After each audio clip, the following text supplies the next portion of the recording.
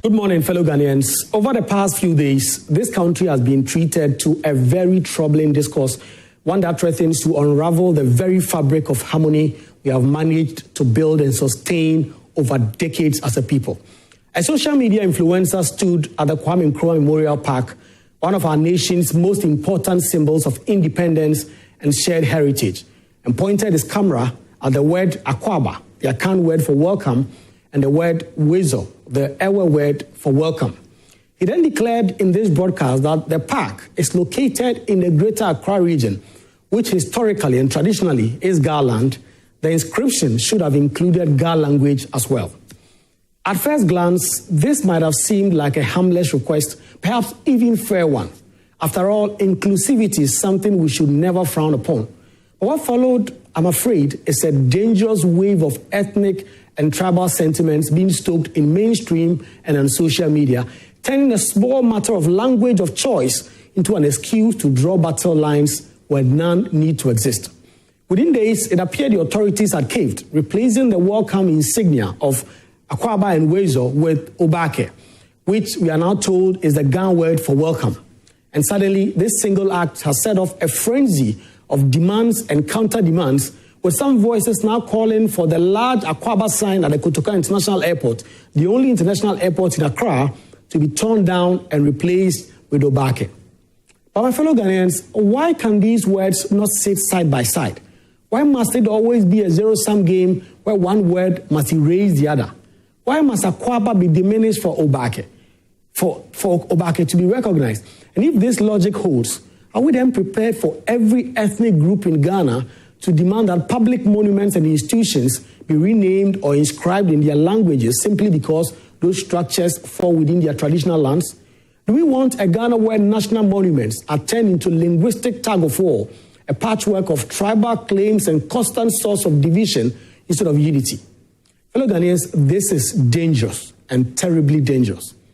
For decades, despite occasional flare-ups, we have lived together largely in peace. From independence until now, Ghanaians of different ethnic groups have intermarried, traded together, schooled together, fought side by side in our security services, prayed together in our churches, in our mosques, and cheered the Black Stars together.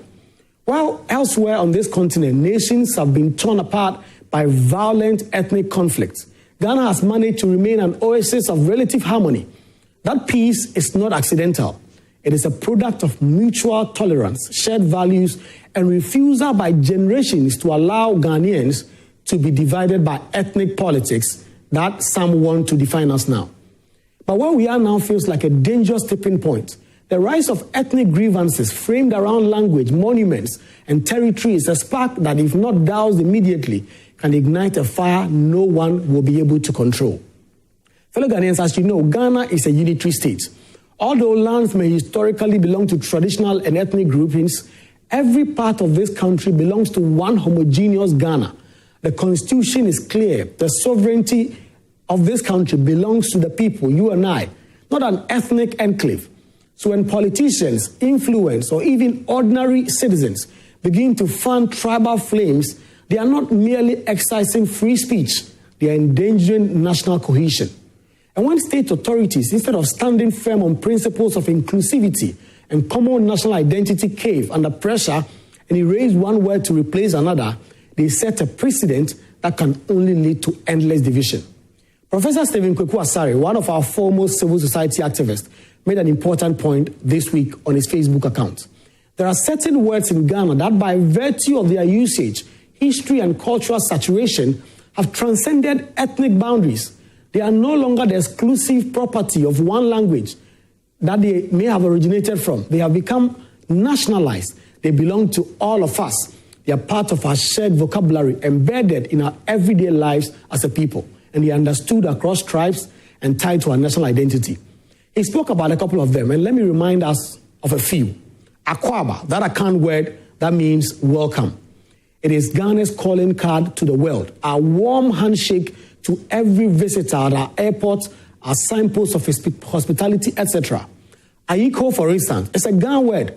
It means well done, congratulations. That universal praise word in Ghana now is shouted in stadiums, classrooms, and workplaces alike. Sale, for instance, is a Ghan word that means a buddy, a friend. Perhaps the most globally famous Ghanaian slang understood by young and old across the country and even beyond. All of us may have picked a trotro before. It's a Ghan word. The minibus transport that unites rich and poor, young and old. Every Ghanaian has a trotro story. Some may say it's even a can because you pay tro. Cocoa, for instance, is also an Akan word to mean porridge, a breakfast staple enjoyed from Bogatanga to Takrady. Obroni, for instance, some call me Obroni because I'm fair. It's an Akan word for foreigner, especially a white person. From a playful tease to everyday description, it has crossed into national vocabulary. Doomso, for instance, is an Akan word for power outages. Sadly, that word has become nationalized by a shared suffering when the lights go out. Akwetishi is a Ghan word, a local gin, a word every Ghanaian knows, whether you drink or not. Shinkafa is an Hausa word for rice, that everyday grain that feeds millions in this country. So these words cut across tribes and tongues. They are part of our everyday reality now.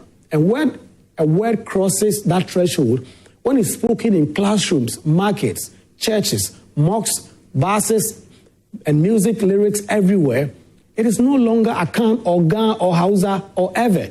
It is Ghanaian. That is the point. That is the spirit of national identity. So why fight them now? Why wage a tribal battle over them? Why can't we simply embrace them as part of our shared inheritance? Fellow Ghanaians, the real danger here is not whether Akwaaba or Oobake is written on the wall. The danger is the weaponization of ethnicity. The danger is the ease with which politicians and influencers and now even state authorities are willing to inflame ethnic divisions for clout or short-term appeasement. This is the slippery slope of ethnic chauvinism. And once again, if that door is open, closing it again is almost impossible. Fellow Ghanaians, we have to be clear.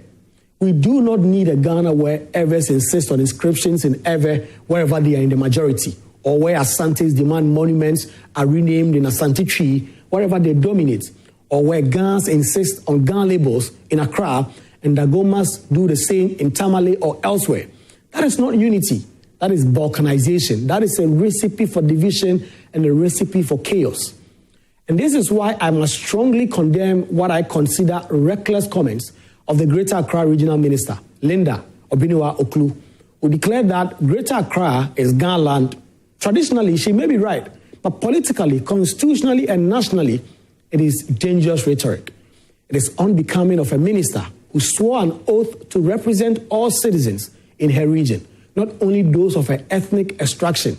It is embarrassing that at a time when she should be fixing the darkness of Accra streets, where street lights lie broken and entire highways are unsafe, she finds the time to beat ethnic drums.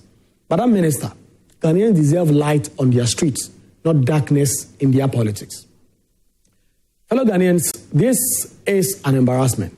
And if you doubt how dangerous tribal and ethnic sentiments can become when allowed to fester, look just across our borders and within this African continent.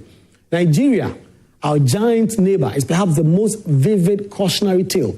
For decades, tribal and religious fault lines have repeatedly threatened the instability and the stability, I should say, of Africa's most populous nation. The Nigerian Civil War from 1967 to 1970 was not caused by economic hardship alone, but by ethnic and regional divisions that hardened into secessionist ambitions.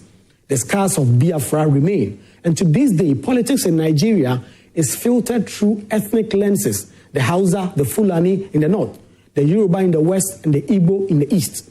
Every election season, these identities are stoked. Promises are made to quote our people, and national unity becomes fragile.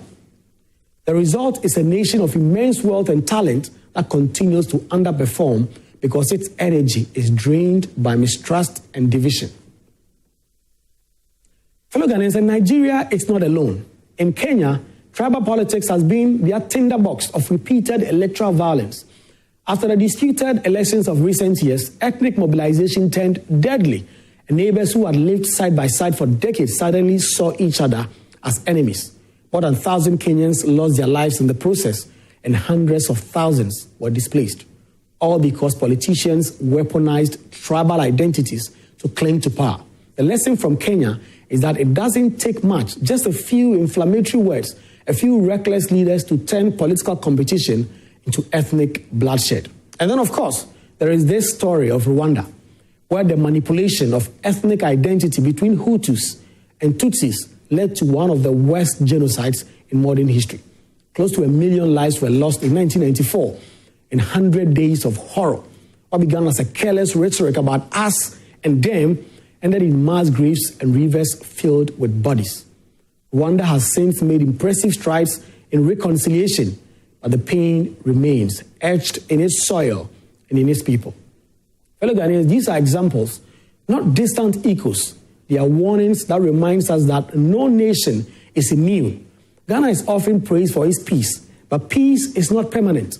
It is fragile. It is maintained by constant vigilance, by rejecting the poison of tribalism, by refusing to reduce one another to ethnic labels. The moment we normalize ethnic grievances as political capital, we set ourselves on a path that others have walked and suffered for. So, fellow Ghanaians, what exactly must we do? How do we move forward from this? First and foremost, I suggest strongly that we must accept that some words have become part of our national identity. They transcend their ethnic roots. Words like Akwaaba, Aiko, Chale, Dunso, Shinkafa, for instance, are Ghanaian words. They should be embraced as national treasures, not fought over as ethnic possessions. Again, we must consider a proposal by lawyer Chris Ninevi, a special law to define the parameters for naming public monuments and institutions and landmarks where they become available. Such a law will prevent ad hoc decisions, tribal lobbying, or political manipulation from dictating how we name and inscribe our national spaces.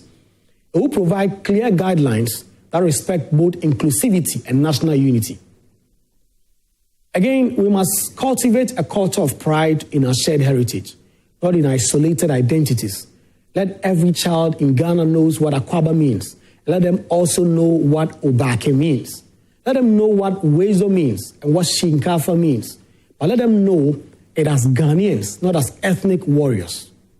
And then again, finally, ladies and gentlemen, fellow Ghanaians, we must hold our leaders accountable for their words. Dangerous rhetoric from political leaders is not mere speech.